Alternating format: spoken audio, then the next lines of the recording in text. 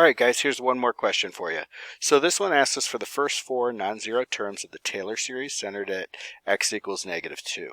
So Taylor series automatically tells us it's most likely not centered at 0. If it was, it would have been called a Maclaurin series.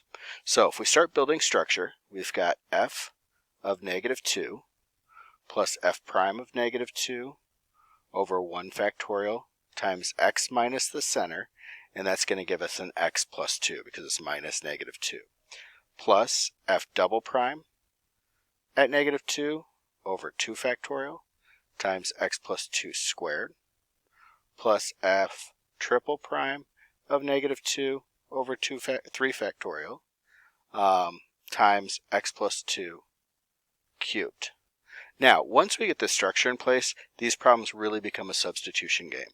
All right, so up here at the top, they told us that f of -2 is 7. So I'm going to go ahead and drop that in for f of -2.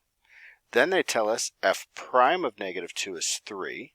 So I'm going to drop that in. 1 factorial is 1. All right, then they tell us f double prime of -2 is 4.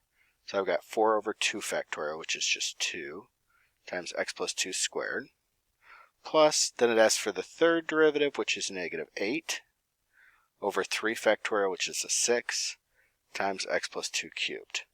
Now, if I clean that up, I've got 7 plus 3 times x plus 2, plus 2 times x plus 2 squared, minus 4/3 x plus 2 cubed.